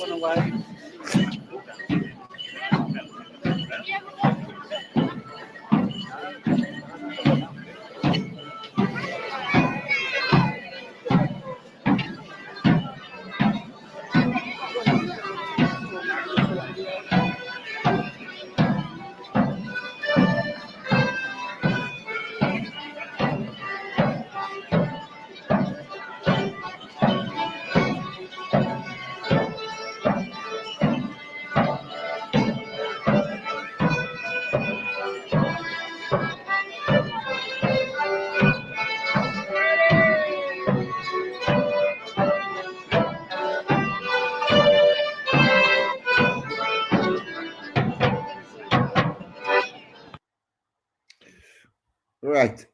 That was absolutely lovely. StreamYard Studio, get back to here.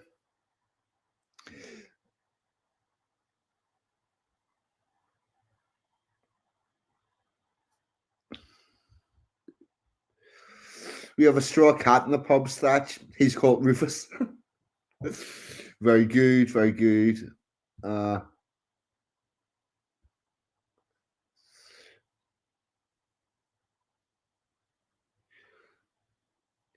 Yes, and there's about 300 verses that song, and the play and the singing in the pubs, and it's absolutely fucking beautiful.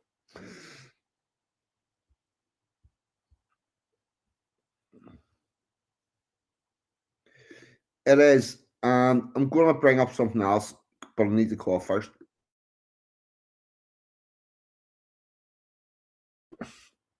See, whenever you run a festival like that, see the members of the town council. They need to come there. The mayor needs to arrive at that. The local member of parliament needs to turn up at that. And if they want to have a good time while they're there with all of the constituents, it might be an idea for them to have represented them properly in the previous year. And whenever you have events like that the ruling classes, your councillors, your members of parliament, your civil servants, all have to come to attend, along with the populace. Then you have them by the bollocks. Because currently what happens is your representatives never come fucking near you. They go to the event by the LGBTQAI community. They go to the event to welcome immigrants and asylum seekers. They go to the multicultural events. They go to all of that. Yeah. The mayor usually attends, and the mayor has no choice. Now get this. While the mayor's are, anybody can politely walk over to them and say, "Dear mayor, we have this, and this. It's a problem. Please don't have me complain about the same thing this time next year. Get it fucking fixed." This is what all these events are for. Your member of parliament, there's a couple of functions that these do. One is in the medieval times, particularly after the Normans arrived, all of these feast days are days where no work happens. Basically, it's a day off. The Normans brought on a system whereby they semi-owned the people and they could force them to work. The idea of fucking renting stuff and lords owning swathes of land, this was something that the Normans brought in, and that started to form a working week and stuff, and what days you had to work. And we got all these festivals, which gave us a day where you did not have to work apart from anything else. Also, a bit of procrastination. You need to get back to work, lads. Here, hold on. We don't do that until after straw bar. There you go. It's first day. Get crack on late, lads. No, we've got to go bless this play first. Hang yourself. Chill your boots there. So it does that for him. And also, the local politicians, the lord of the manor, would have to come. The important people would have to come. And how they get on with the locals at their festivals. It was you got me started on them. I'm fucking convinced, Anglo brother. I totally get where you're coming from. They brought in all that madness, and we do these other things to try to counteract them. We're still stuck with the same shit. But there you go. Politicians aren't good at judging cakes or bouncing babies or whatever it is, but those events do bring the politician to the people and force them to interact. And that's how you begin to create your accountability. The way to fix this country, believe it or not, Starts off with things like a strawberry. It starts off with community and building a community and forcing the politicians to come and interact with that community and the people there to respectfully and politely explain to the politicians at the festival, this is what you need to do better. That's part of the function of it that we have lost. But I will say it, that festival does look fucking class. Dave, you're a lucky man. That's a and looks like a lovely wee town and village.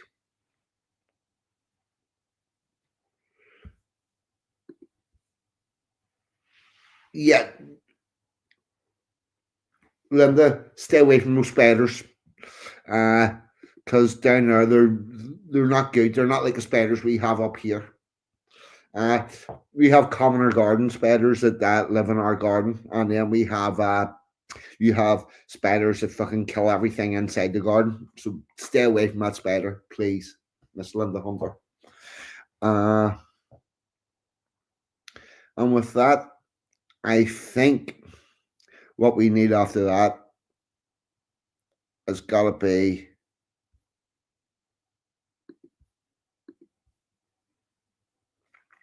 yeah, feel very blessed to live here, especially the state of some places. Yeah, mate, you still live in England? Ha. It there. You're real. You probably haven't heard this before. Everybody else has. But I started this. I'm blaming Notting Hill for this, for what I do, because what happened was I live in Belfast, Northern Ireland. I keep getting advertised. I get every time Notting Hill happens, it's on the news. It's you hear about it and everything, and I'm thinking it's not like I could just fucking take a wee swim over there and get on that festival, but they tell me about it, and I started to look at British traditional festivals that they don't tell me about, and it turns out that there's pretty much one a fucking week, pretty much.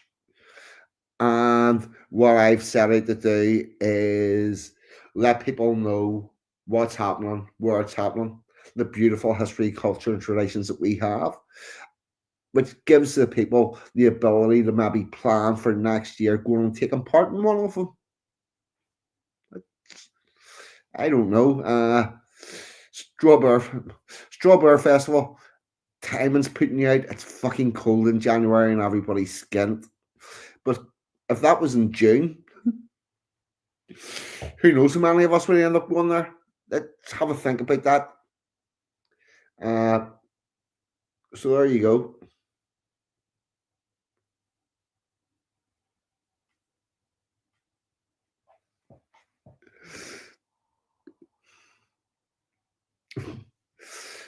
Yes, we all know about the two links. Why was there no fucking national coverage at Strawberry?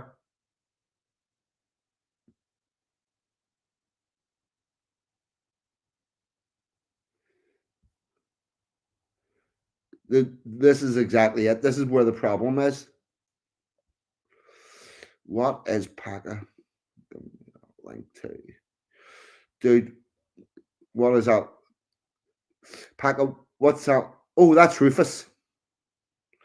One momento.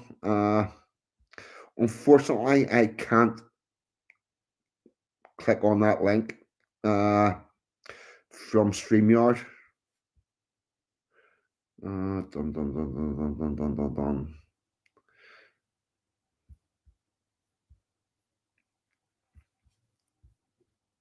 I need to start having a YouTube thing set up. One momento. Bum, bum, bum. Let's see if I can quickly get that. Quickly. Oh, fuck. Nothing seems to happen quickly here.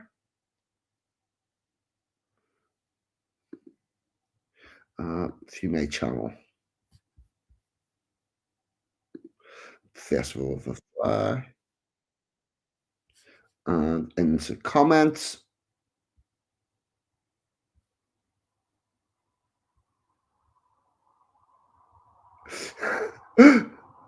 You also marching safe in the safe. It's a hell of a lot safer. I'm not saying something because it can turn into full on fucking rats, but yet it'd be safer than Notting Hill. There you go. Fucking big walls, rats, place, everything like that. Make sure. Oh fuck yeah, but Notting Hill's just a whole other level of bullshit. Now we have got the cat on the thatch. We can't.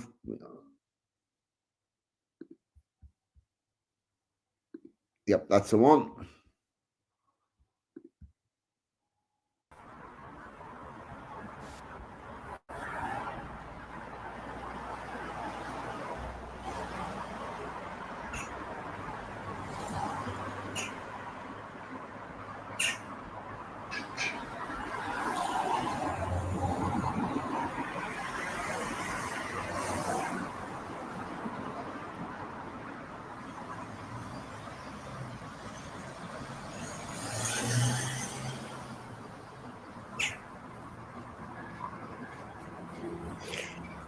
Dude, whereabouts is the thatch with the cat?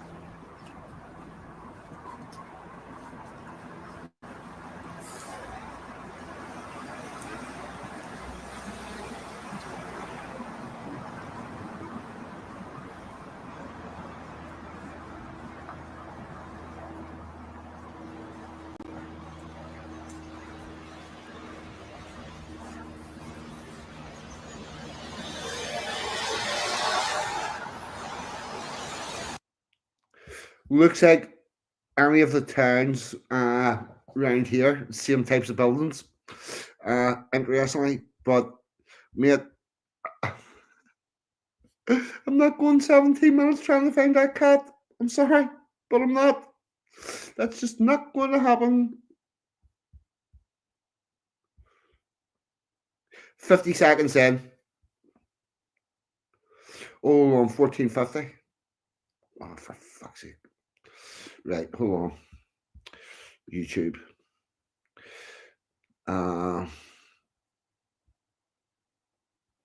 Where the fuck did that go? History. Right.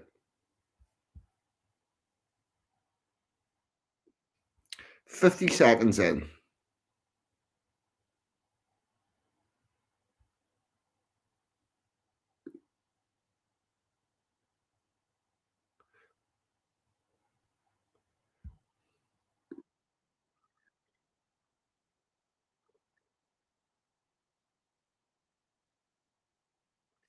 No, it's not there.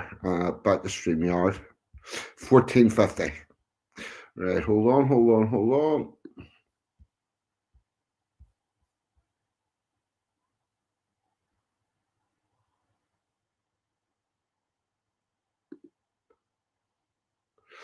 Ah,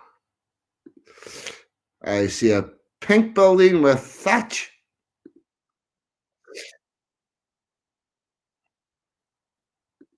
This actually looks very like Hollywood, where I go to watch the maypole dancing, by the way.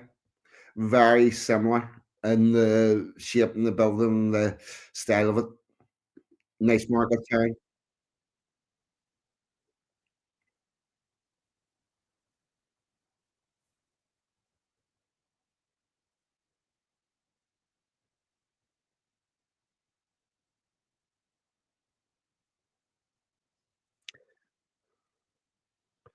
Ha! There it is. That's Rufus the cat.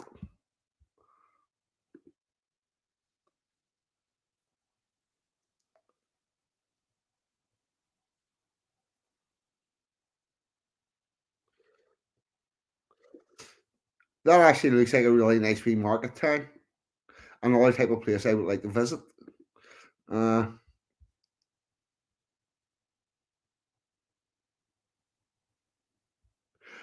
You just can't say, oh, for fuck's sake, I'm a dick. Oh, for fuck's sake. No.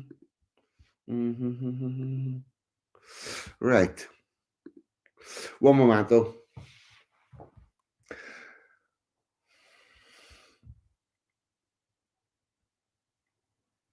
That's right. You'll actually see it this time.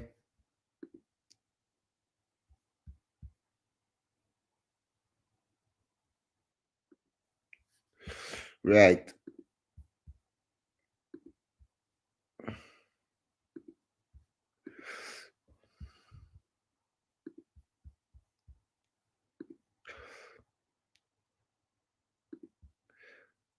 Right.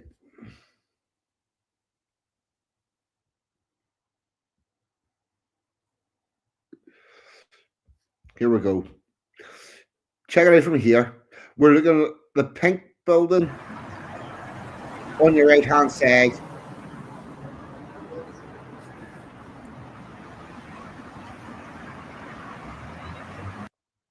Right. Where that car is directly above it on the chimney, you're going to see the Rufus the cat on the thatch in the thatched pub.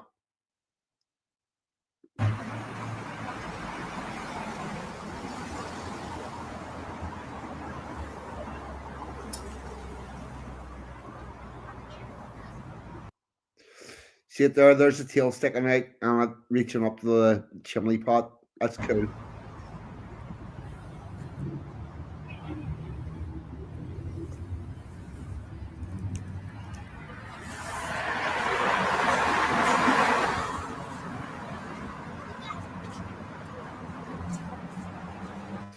There we go. There's yet another lovely little English market town. Suffolk Pink. Right, there we go. And this show has been brought to you by Boomer42. And with that, I'm going to, I think for tonight's outro, that cat's actually, that's 4 foot tall. Holy fuck. That needs seen in the metal, as it were. I think the only appropriate outro for tonight would be harmony, melody, and rhyme, because it's been a big community. So let's have a go with that. And we'll put your comments up, obviously.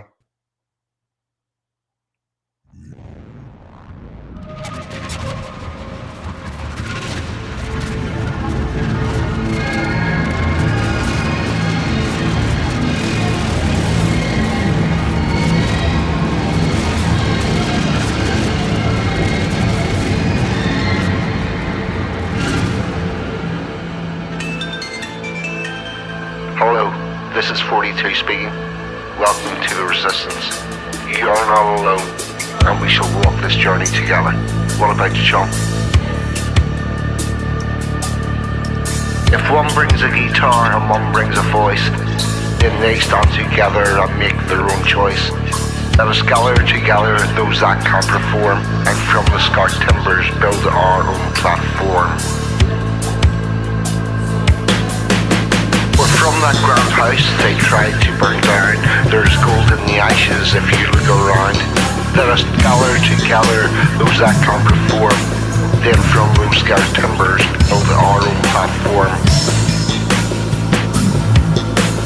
Build our own platform. We will sing words of wisdom. We will sing for all harmony, melody, and rhyme.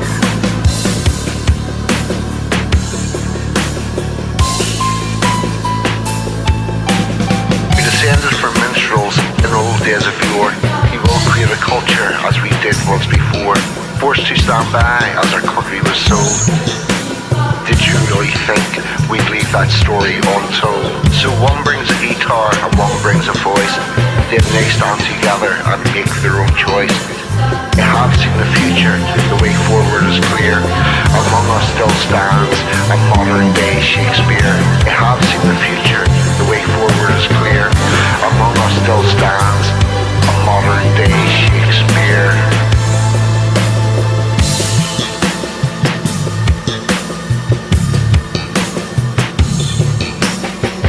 Stand by as our country was sold. Did you really think we'd leave that story untold? We will sing words of wisdom. We will sing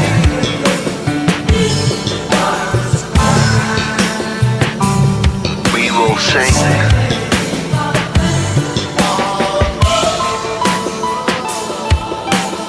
harmony, melody, cry. Harmony, melody, and cry.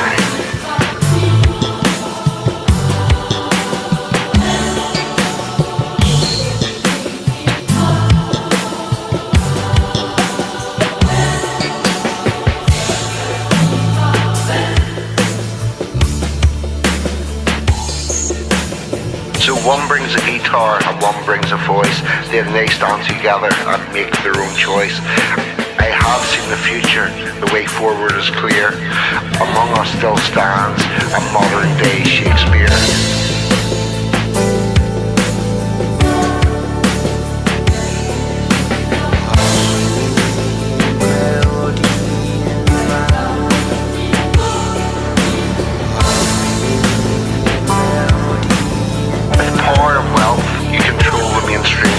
Never realized you could not kill a dream. So we will gather together those that can perform, and from the scarred timbers build our own platform. You're talking to 42. What about you, chum? If one brings a guitar and one brings a voice, then they stand together and make their own choice.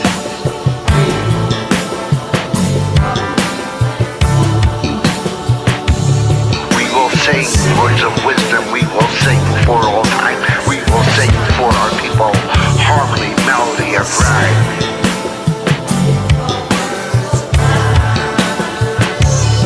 We will sing words of wisdom, we will sing for all time. We will sing for our people with the ancient trilogy of harmony, melody, rhyme.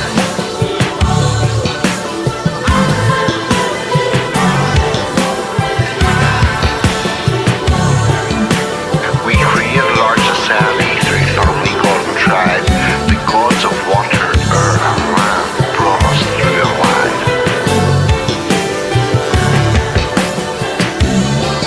The earth, the moon, the sun, each became a deity, independent parts of another trilogy.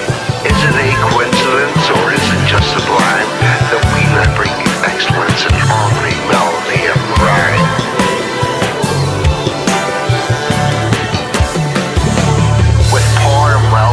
Control the mainstream, but you never realized you could not kill a dream. You cannot kill a dream, and we shall walk this journey together.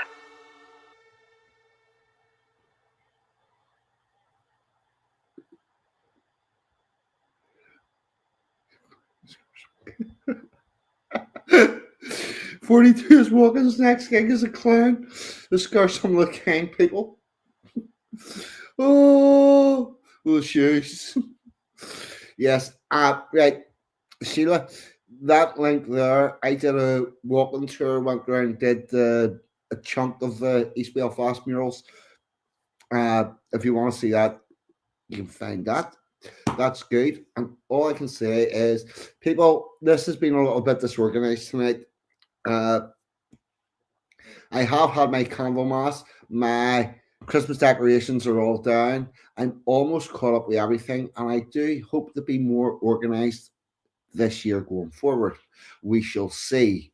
As you can see from tonight, my communication hasn't overly improved because I did get the invite out to Dave, but then I fucking didn't get the reply. So, sorry about that, Dave. Hopefully these things will get better this year. We strive for continual improvement. The only other thing I've got to say is, people, thank you very much for coming on tonight. Without the audience, without the interaction, this show is nothing. Style of it, great. We'll try. Looking forward to having you on, but we'll get a proper chat about that. Thanks, Anglo. Say thank you so for turning up here every week. Couldn't do what I'm doing without just. So thank you for that. Well, I could. I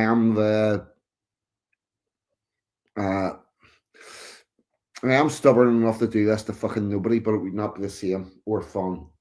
So thank you all for that. And good night and God bless. And I will see you all next week. I'm out of here. Goodbye. See you later. End stream.